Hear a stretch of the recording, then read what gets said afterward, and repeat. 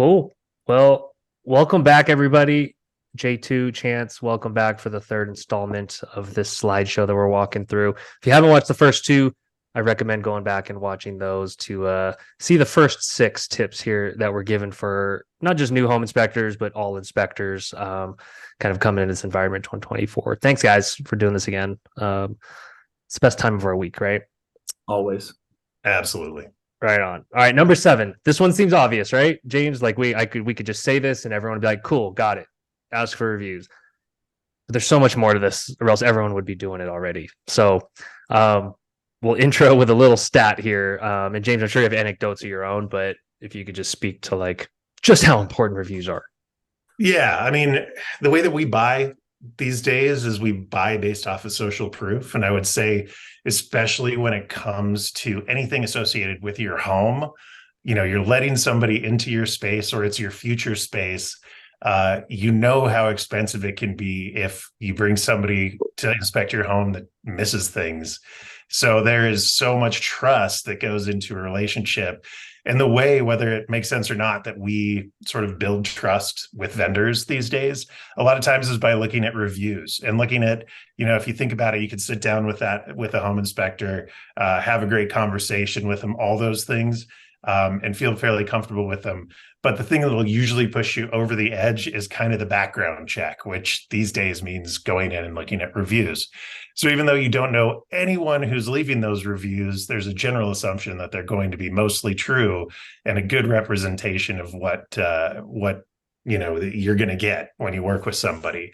And I think this number at the bottom is really crazy. If you think about it, it's a 3.3 is a minimum star rating of a business for a consumer to consider engaging, going to. I was thinking about this the other night when I was looking at restaurants on Yelp. It's like, if you get somebody 4.5 or greater, maybe I consider it, but anything less than that, and anything under 4 especially, you just don't even want to go with them.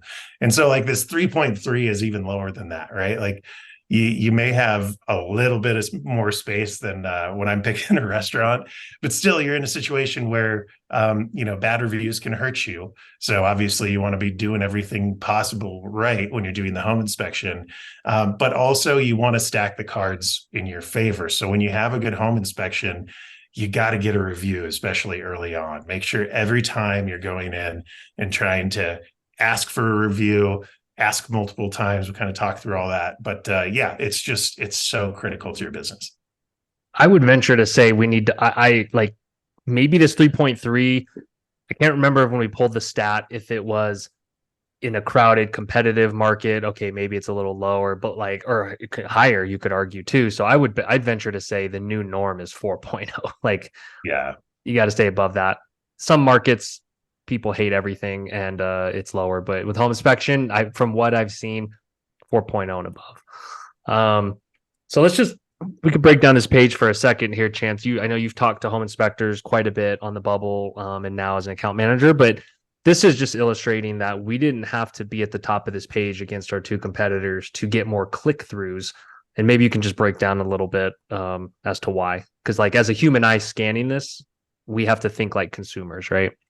Nope.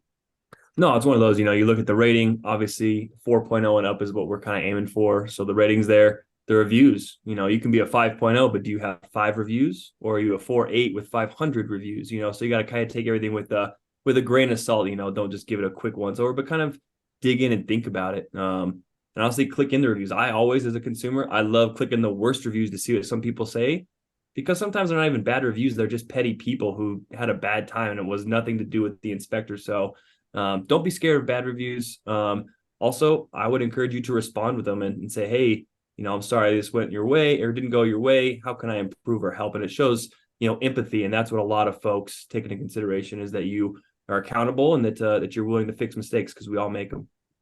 Yeah, and I bet a lot of inspectors watching this are new or in their first year, second year, third year even, and maybe look at the Google rankings and say, man, how am I ever going to catch these companies or these guys that are up there? And I can assure you that with consistency and relentlessness asking, you start climbing that mountain. And we did it at Spectora since the early days. We used to look at the competitors and say, God, we're never going to catch them.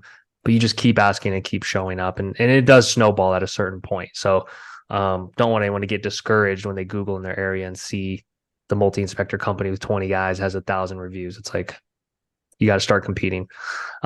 This is an interesting one, James, because you mentioned the restaurant analogy, and like I think that might be a good one to even use as an analogy with this of like long term. If the inspectors watching want to charge more, what better proof is there than the certainty that it's going to be a good experience, right? So like take us through your mind when it comes to either restaurants or anything else when you're like, I'll pay a little more.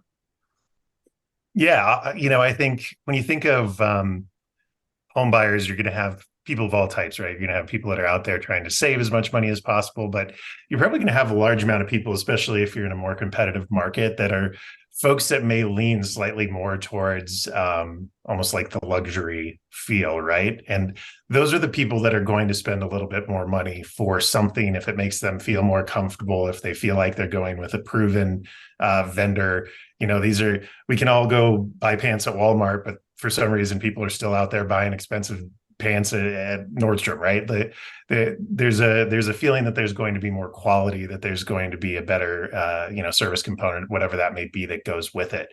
And so, by having those good reviews, people are willing to part with some more of their money just to have the opportunity to reduce the chance of something bad happening. And I think when I think about myself and my buying behavior, I would say, I am telling myself the story in the back of my head of like what could go right and what could go wrong before I buy something. I think Chance was dead on. I'm the same guy. I like love going to the 1-star reviews and just being like, okay, let me see all the things that could possibly go wrong with this. And if I'm willing to like get through those issues, or I feel like I could get some sort of remedy, then I'll still go with that. But yeah, I mean, people out there understand that sometimes you have to pay a little bit more for quality. Hopefully, in the way that you position yourself and your website and in your marketing, they can really see that you are more delivering more of a premium service, even if it's just at a slightly higher price. And that's things like your website are going to help you do that. Your relationships with agents are going to help you do that. But just make sure that you understand long term, these great reviews are going to lead you to being able to charge more. And what's better than that, I guess, at the end of the day, in an industry that sometimes has a problem upping their prices, like those reviews will get you into a little bit more of that rarefied air where you can charge more. Well said. And we've all spoken to larger companies that their average inspection price is 600, 700, 800. And guess what? They all have a ton of good Google reviews. So there's definitely a correlation there. Just today, I was shopping. I was getting estimates on a little bumper fix on my car because I had a little run in with the side of my garage, but we won't talk about that. And I got 2 different estimates. I went with the higher one because they were higher rated, had more reviews. I think it was only 0.1 or 0.2 higher stars. But to some of our other points in this presentation, they had texting, they had a quick like estimate process, higher reviews. So I went with them, and I was willing to even kick out the solution a little longer. So in real time, it's cool to see that, to say like, I want to be more assured of a good experience, therefore I'll pay a little. Chance, inspectors often think they're bugging people. That's what they always say. I don't want to bug people. I don't want to ask too much. What if they already left me a review? Like, what do you say to that? It's 2 thoughts. Like, I understand you don't want to be a salesman or spammy or something like that. I can respect that. But honestly, people don't mind. And especially if you help them just get their dream home, they're very appreciative. If you did a bang up job, like I know most of you guys do, like a review's not a big deal. I will share a little secret that I learned almost a year ago, and I'll never forget it. An inspector offers a $100 gift card, but to get that, you got to go to his social media, like and follow him, and then give him a review. He submits in a pot. He gives a video once a month. Everyone wins a $100 gift card to Starbucks. So he's spending $100 to generate 100 reviews. So it's J2. Maybe you can speak to the price of it, but I find that kind of cheap. I mean, it's super cheap. It's super cheap, and I think that's like, that tiny bit of incentivization is a really interesting idea. I have during the pandemic times, I had a lot of issues with my neck. Never been to a chiropractor before. Went and found the one nearby with the best ratings, and he had, couple thousand reviews, which I thought was insane. And then I went and I started getting treated by him, and over the course of a couple months, my neck was feeling amazing and a lot better. But as we started making any progress at the end of every session, he would ask me if I would leave a review if I feel like he's doing a good job. And the incentivization on that was like a t-shirt, which turned out to be like the worst quality t-shirt you can possibly think of. It wasn't even like, give it to your spouse to wear when they're sleeping. It was like scratchy and bad. But every single time he asked, and then eventually I started seeing why this guy was a monster at reviews online and why he had the flow of business he did, is because he was asking every single time. Did it get a little bit annoying from time to time? Yeah, maybe, but that's part of building the relationship to begin with. If you can build a solid relationship in the process of going through that home inspection, asking won't be so hard, and hopefully they won't take as long as I took for my chiropractor to leave a good review, because I was just kind of waiting for my head to fall off at some point or something. But incentivize a little bit, but ask. It's such an important part of your business, and like Chance said, if you could spend $1 a review, like I'd do that all year. It's the simplest, the best marketing spend I could possibly think of. And I would say if you're insecure about asking too much, evaluate why and think about like how much confidence do you have in the client experience you're offering? Is it your knowledge? Is it because you're new? And there's ways to work around those things. I've heard new inspectors basically not announce that they're brand new, but let people know that like, hey, I've been in construction 20 years, done 5-10 inspections, but I've seen thousands of houses. So don't even worry. And then they ask for a review to kind of like take the edge off. Because I know the typical fear is I've only done 1 inspection or 5. What if I screw it up and ask for a review? But I think asking for a review in an automated way levels you up in a sense. It sets an expectation high. Just one other thing on that, just real quick. I think, and this is, up to you if you want to do this, but I know a lot of businesses when they first start out and, to make it fully legit, go to a friend's house and do some home inspections. Like go to your friends and then have them leave you a review. It doesn't have to be a paid thing. You went and you did an inspection. If they had a good experience with it, that could seed things at least. And it is, I will say, hard to get that first review. So find creative ways to do that. I have friends, my spouse, they've started businesses that are in kind of the home services world. And that's kind of the first step, is like work for some friends or family and get those reviews first. It'll kind of get you off the blocks. And again, I think the more reviews you have, the easier it is to get more reviews. Love it. Charge them $1 if you want it to feel like a legit transaction. Charge them $1. Exactly. Whatever. Exactly. But yeah, that's a good call. Mentioning it on site, it's a hard thing to do, because we're all tech, in this tech enabled world. It's easier to send an email or a text. But Chance, you're a good connection guy. Everyone likes you. Everyone likes Chance. That's just how it goes. But like when you look someone in their eye, you shake their hand, you connect, right? And I think you have a special ability to do that. But like, I don't know if you can just encourage inspectors or tell them anything to say, like, just make sure it's part of your process. Mm-hmm. Yeah, get good at it and practice it. I mean, if any of you guys are athletes or fishermen out there, you had to practice at it to get good.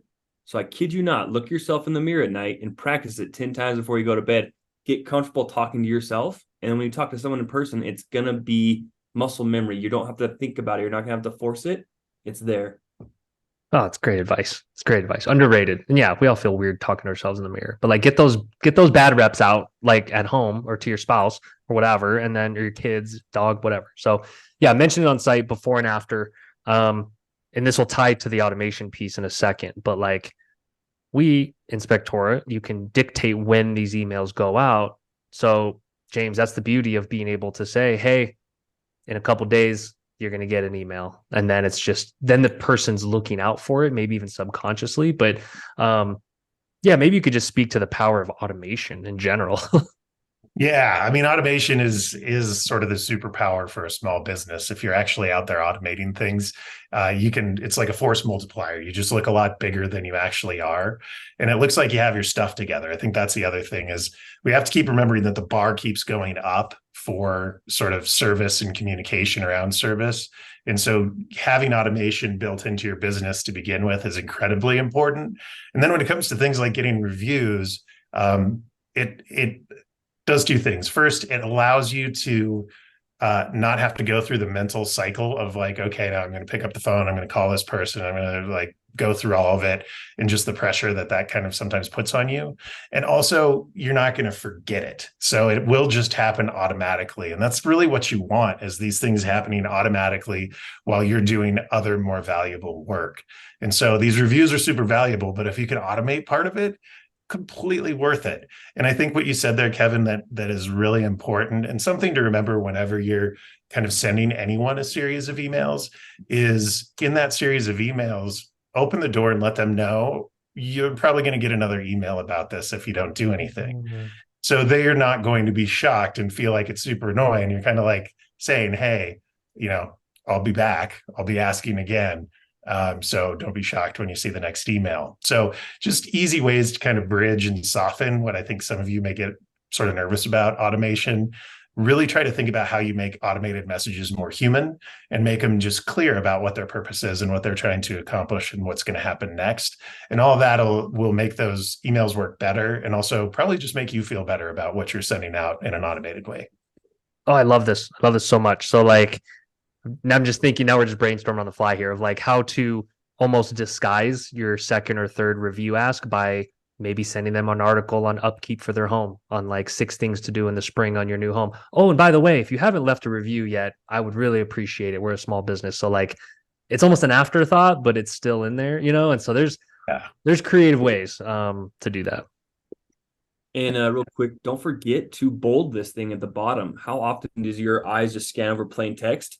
Put that leave a review in a bold, catch their eye. I think James mentioned in his marketing webinar. These little tips and tricks can learn where you can draw their eyes to. Make sure they see that. Don't just leave it in plain text at the bottom that I can kind of gloss over. Love it. And then text down here. We didn't even talk about text messages. Make sure to do it through text, because some people are only on their phones and it's got to be a link that can go through. Yep. Guilty.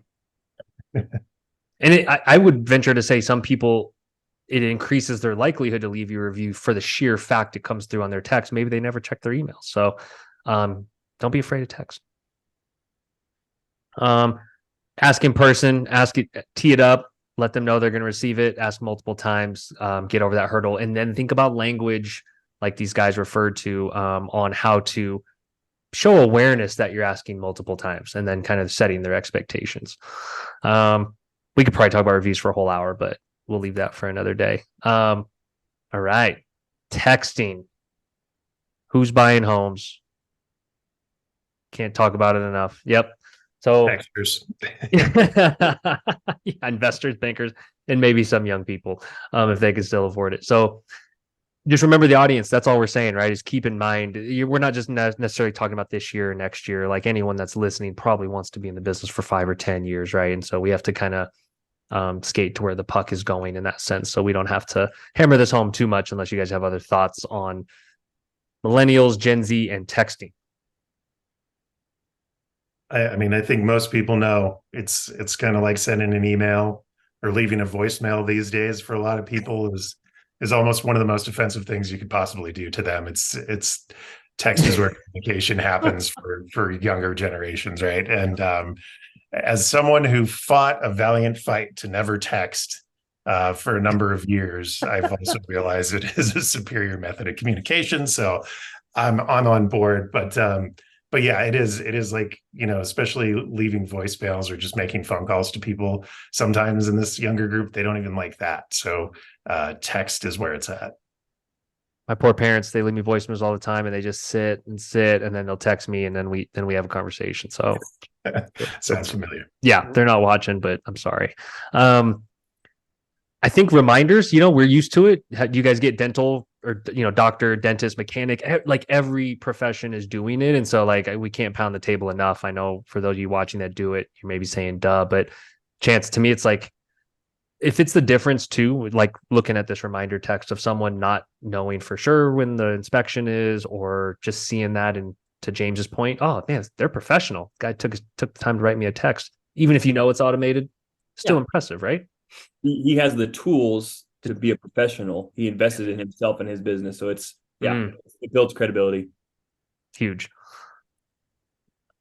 And there's not just reminders and confirmations. I mean, we're talking upsells, follow-ups, review as. I mean, there's so many things that you could do to add value. If you're using Spectora Advanced, that's for another webinar, but there are text messages you can send 11 months later to say, hey, did you look at these 6 tips to kind of prepare for spring or the new year or whatever? You literally can use it for anything. So to me, it's this like precious communication method, James, where you have like a captive audience where you can get their attention literally whenever you want. We just can't abuse it or waste it, right? Absolutely. Yeah, and that's it. Like the abusing part's the bad part. I think knowing like having the message to say, type stop to end text, all that kind of stuff. Really good to give people an easy way to opt out so they don't get frustrated on that end. But yeah, I mean, you think about any service that you have, they're sending these texts too. That can be from like, a big car dealership. They're sending texts. So you're up there on the technology level with those guys when you're sending out text messages. And also the other thing too, and this is something not to be afraid of, is everything we have listed here feels like it's kind of something that can be automated. There's also just sending texts after you do the inspection, a one-to-one text. Hey, really write the thing. I really enjoyed meeting you. Put in a little comment about, something funny about the house you looked at, or something about their family loving the house when they move into it. Just something nice like that to really show you care. Again, you don't have to pick up the phone. You don't have to type an email. You could just do that through text. And it'll just, again, show that you're kind of the next step beyond what they expect. You're doing something over and above. I love that so much of, in a world of automation, going the other direction and just saying like, what about a genuine check-in text? Like, you ever get one of those from a friend, family? You're just like, man, you have no idea how much I needed that or wanted that. And so if you're doing less than like 30 inspections a month, I think you can find the 2 minutes tops to peck out a text message. I know home inspectors always say they have fat fingers, so maybe it takes a little longer, but whatever. You send it over email, send it via text. I think we cannot assume, I think, anyone uses any particular medium nowadays, because you'd be shocked, man. I used to know realtors that were 70 years old, all about text and video and social media. And then, there's some young, old people too that don't want to text. You just never know. So the mindset shift, add it everywhere, use email, and gosh, you can use it to sell more services or just check in on people, for the genuine, hey, how is it going? Because that genuine care can go a long way. Because I know we talk a lot of tactics, right, guys? But like just kind of giving a bleep, kind of matters too. Yeah.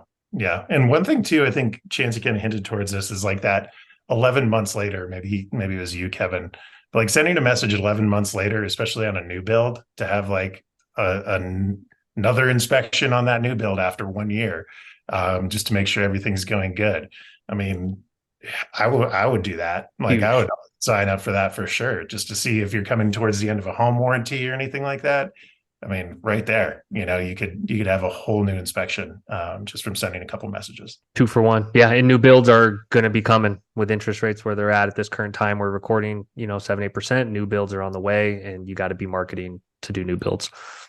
All right, let's get even more millennial with video.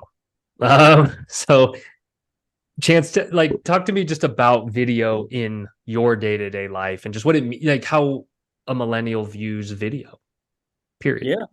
No, it's I think we grew up with those tools, Zoom and all that was kind of as I was going through it. So yeah, we just learned that you don't dial the phone like this anymore. It's not I don't know, I forgot what you call it, but it's not a round table to call. It's you push a button, you see the face, you can interact, you can, it's just the future. And James, we can talk about, I mean, it's not as relevant, but just the fact that social media platforms, Facebook, YouTube, Instagram, they're all promoting short form video, right? Like you and I see it when we look at like who gets the ad spaces, what gets promoted in the feed, it's video, right? And so like, is that a signal to inspectors of like, dude, you're missing the boat if you're not thinking about video? Yeah. I mean, if you think about a social media company, what are they trying to get you to do? They're trying to get you to stay on that website and consume, right? It's about consumption. And as you consume, as you scroll through Instagram or Twitter or anything like that, X, as you scroll, there's ads, and those ads go by, and that's how they're making money, right? So they want things that people are able to absorb really quickly and then move on. Video, especially short form video, is exactly that. The other thing, when you think of, and this is a little bit more LinkedIn focused a bit, but LinkedIn really wants to keep everybody's information, like keep you very much on the website.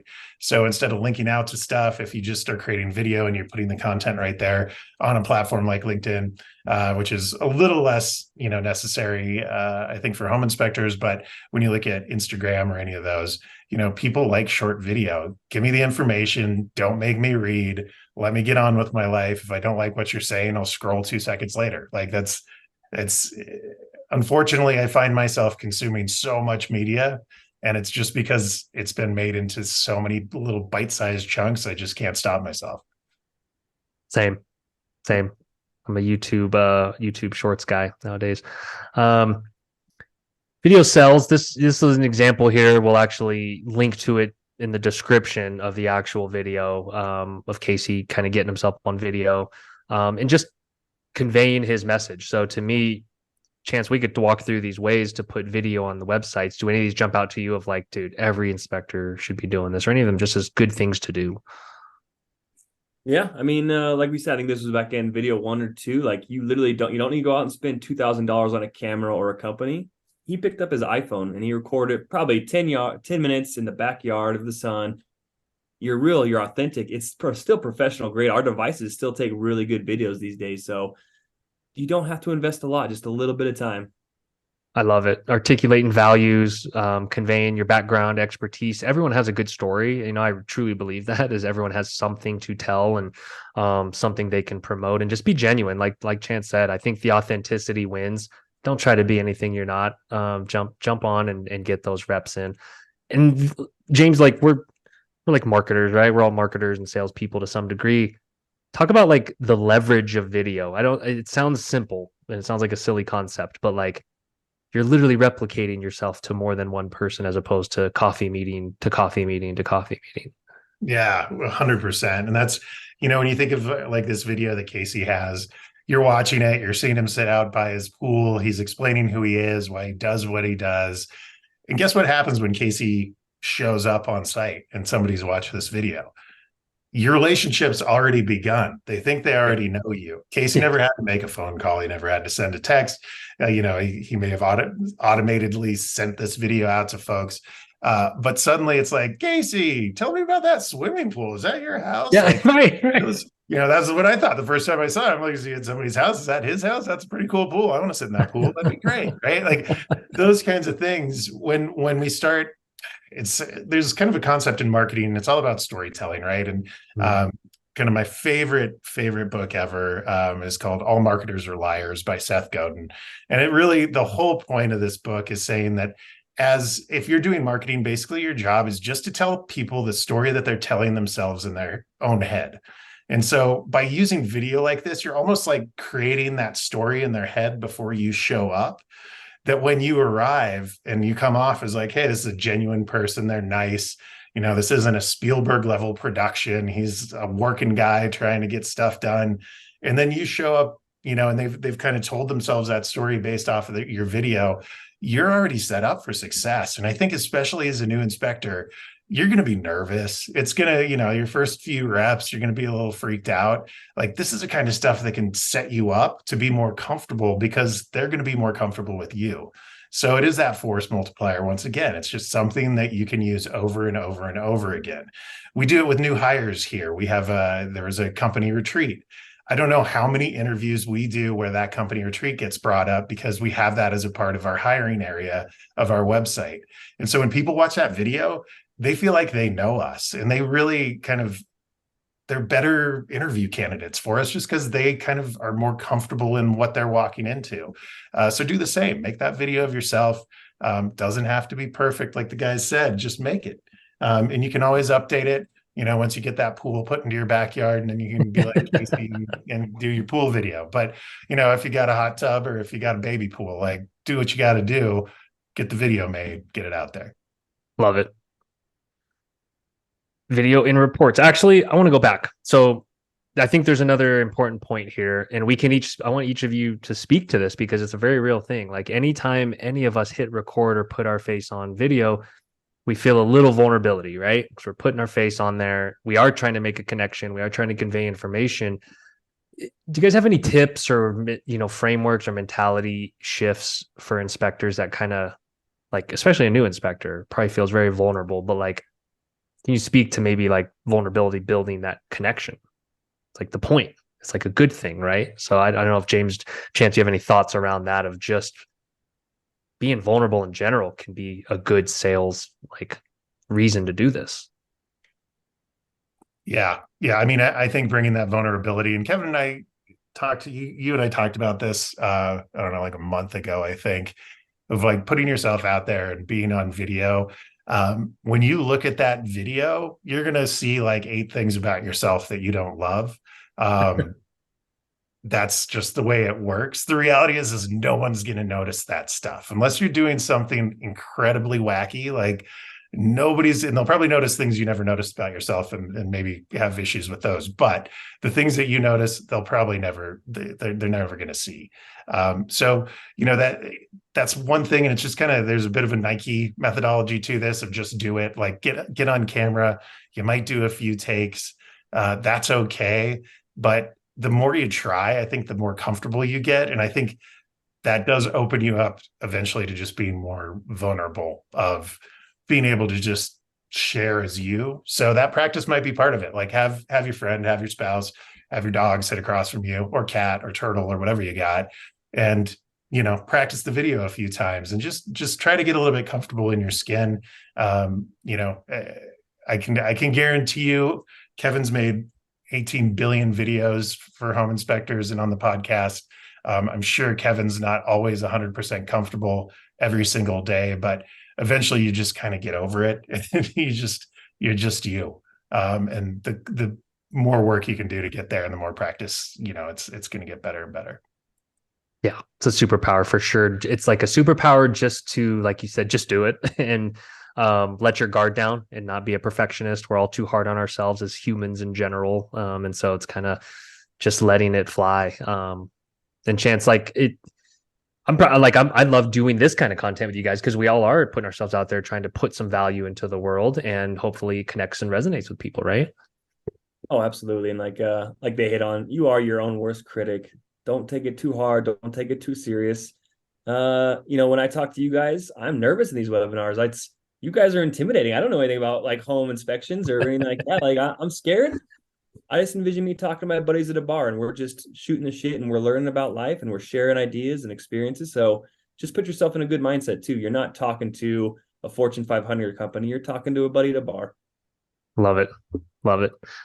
All right. Reports or video in reports. This was apparently revolutionary 5, 6, 7 years ago. A lot of inspectors now use it all the time. Some still don't. I admit I still see some inspectors that are either leery of it or don't think it can do as good a job, or just maybe are a little scared of it. So I don't know if you guys had videos in your home inspection reports, but like, what have you heard from inspectors or even clients or agents when it comes to showing a leaky toilet right here? I was talking to one person who ended up, Corey Seawright, who ended up being on the podcast. And he said he gets business because he does video. And in his area, people aren't doing video with their home inspection reports. The real estate agents love it because their clients love it, but also the agents love it because agents, I think, kind of tend to go towards video. It's very rare, especially when you get into higher end real estate, there isn't some video associated with a real estate sale. So, just for him, he said, I make videos. I just kind of talk over and quickly explain what everything is. It makes the home buyer feel so much better because it's not just trying to read some words and understand what a picture is. Like even this example we have going here with just like the fingers touching whatever this thing is and pulling on it, showing that it's loose or whatever they're trying to, showing that it's loose. I mean, that's what you like, that gives you the whole picture and the whole story. And so I think you feel more confident that this person knows what they're doing because you're seeing them do the thing that they do. So Yeah, 100%. If I was a full-time home inspector, I would be doing video as much as possible. And it's liability protection. We've done 2 episodes with the elite MGA guys. One of them's a lawyer, one of the most prominent lawyers in the space. And he was like, high def pictures and high def video are almost indisputable because people can't say they misinterpreted the words like they can with big blocks of text, right? If it's 3 paragraphs, they'd be like, oh, I didn't interpret that the way you interpret it.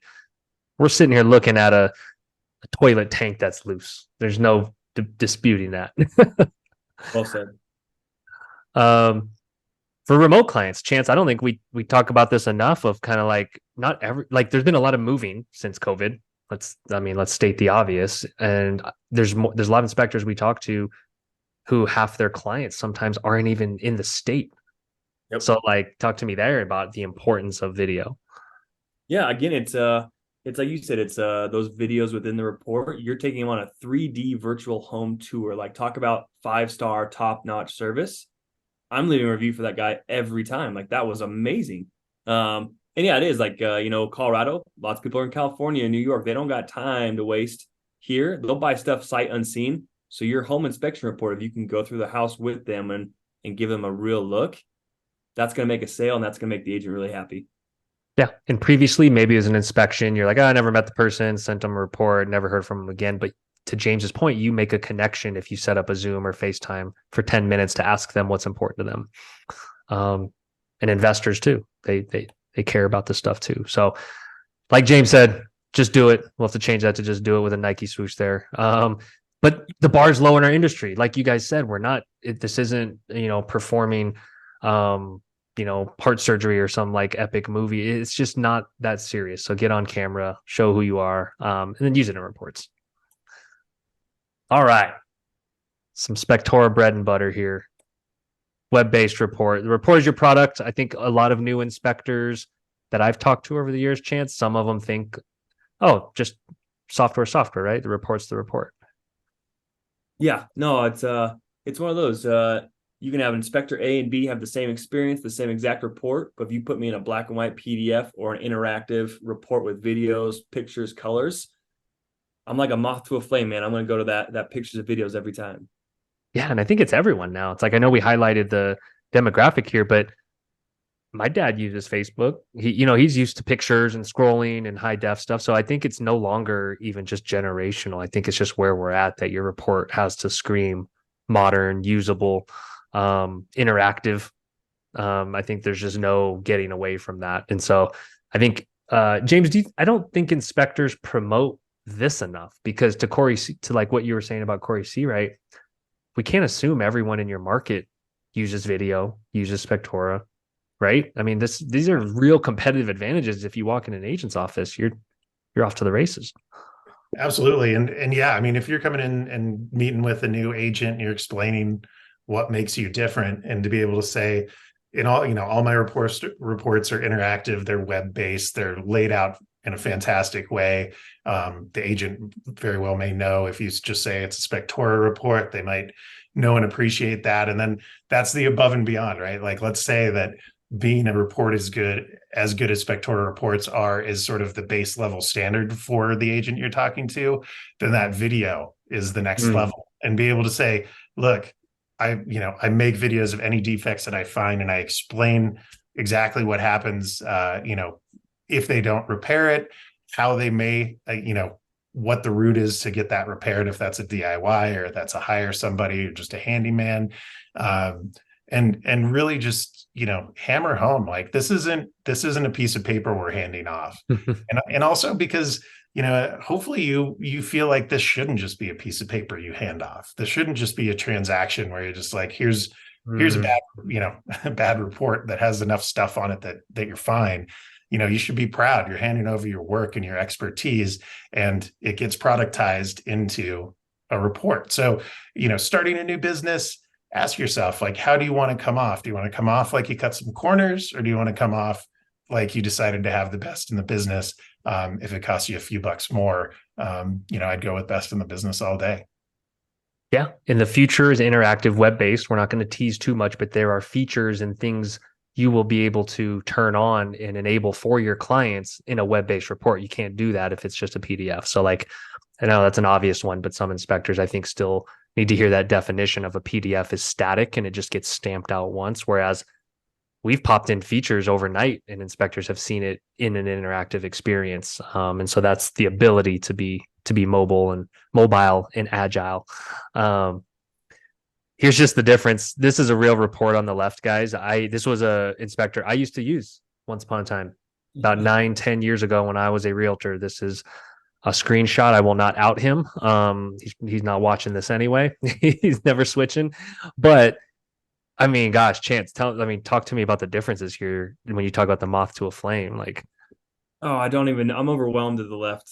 I feel nauseous. I don't know what. I want the right. I can tell I'm looking at a roof already. I've just looked at the pictures. I don't need to do anything else. That's my house. Like it's just easier for me to digest. It might seem a little overwhelming if you're not familiar with a web-based report, but to your buyers, to me, that is less overwhelming than the other one. and if you're going into an agent office, James, like, why not have a slide just like this to say, hey, if your current inspector uses one on the left, how do you filter for the most important defects to ask for concessions on? Like the red must do's, how would you pick those out? Whereas with me, it's one click right there on the defect safety button. So like, we're kind of giving them marketing ammunition, right? At the end of the day, this isn't just use Spectora. It's more like market this. Yeah, no, that's so powerful. And again, if you get into real estate, I feel like the goal many times is to be a luxury real estate agent of some sort. And that experience comes with a lot of things, right? That comes with driving around in the fancy car when you have your clients in there. It comes with, dressing nice and getting your pictures taken every 3 months, looking super hot and fine, right? But also, don't be the step that drops the ball on this, where you're dropping off this, terrifying PDF-ish report that doesn't even match the brand standards of the agents themselves. So, and the other thing that I'll say, and it's like the smallest thing that you can do in reporting software, but I also think it's so important. I would have no idea what's going on with those 3 pictures on the right if it wasn't for those arrows. Like, just being able to do good, if you're not even doing a video, just make sure the arrow's pointed, like, is there, and it's pointed to the right thing, and your description's clear. It's going to make a homeowner feel like they know what the heck's going on the left. I wouldn't know what to do. My question would be, should I buy the house or not, to my realtor? And then that'd be it. That's the one on the left, I'm going to call you up and I'm going to waste 45 minutes of your day so that you can explain to me what I'm looking at. The one on the right, I'm not going to bother you because I know how to navigate it. So that's another thing is a better web report will save you time, not on the phone with me.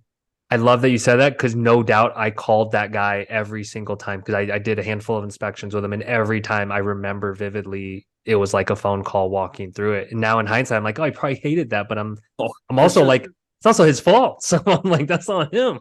Ain't my fault. Here's another example.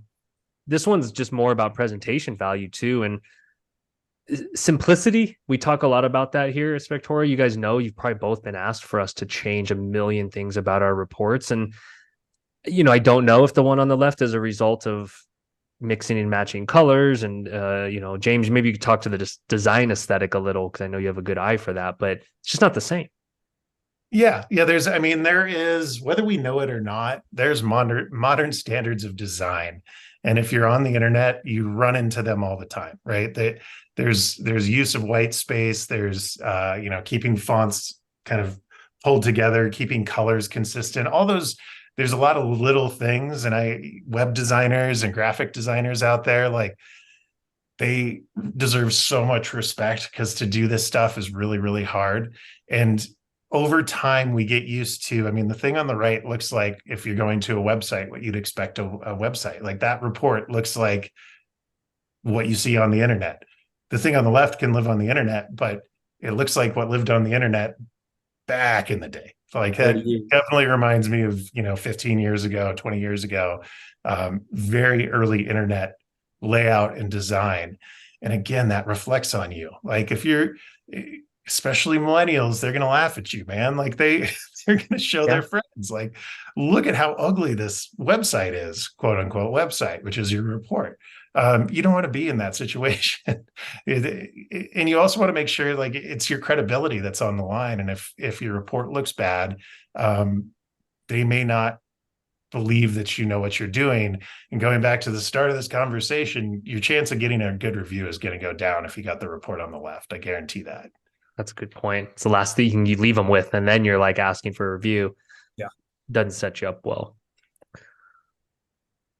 Mobile. Use technology to get in front of agents. Grant kind of the table on that.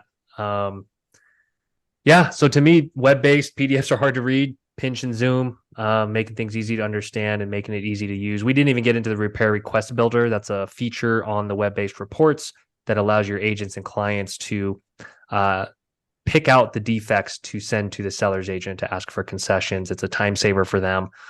We have more content on that, but just things that make their life easier and makes everything easier for you. All right, guys, this has been great. I think this is the last slide of just, we talked about quality at every step. And of course, we're ending with, with the Don Bill. Shout out to Papa Bill. But guys, thank you for joining on this. I think this is going to be great content for everyone. Definitely let us know, write in the comments or write into us if you have questions on any of this or want us to maybe drill down into any of these topics. Because I mean, guys, we could talk about any of these probably for an hour at a time. They're all so important and have details that I think inspectors need to hear. So any parting words, guys, as we send off inspectors into the wild? I mean, speaking of talking forever, come hit us up on the chat bubble. We're always there. Get a hold of your account manager. They'll hop on with you for 30 minutes and shoot the BS. And then we'll also talk to you about any of this that you have questions on. So don't be afraid to get in touch with us. We're here for you.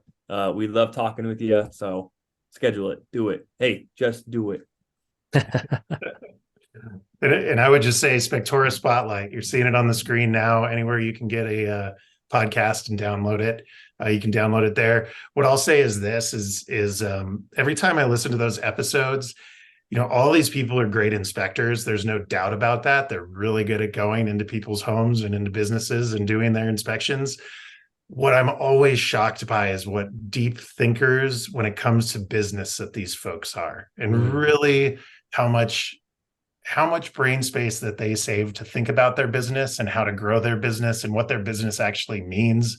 Is this me building myself a career and not a business, or am I building a business? All these questions that, Kevin has the opportunity to kind of get with these folks and ask. But, I would just really, as a new inspector, Spectora Spotlight, just start going through the episodes as you're driving around, as you're, exercising, sitting in your house, whatever it may be. It's going to be really inspirational. And I think you'll get a nugget out of, many nuggets out of every episode that will hopefully make your transition from being a brand new inspector to an experienced inspector go a lot faster and a lot smoother. So, fill your head with the good stuff. And I say the good stuff is the Spectora Spotlight. Awesome. Well, guys, thank you for sharing your expertise, your time, knowledge. Great stuff. All right. Thank you. All right, y'all.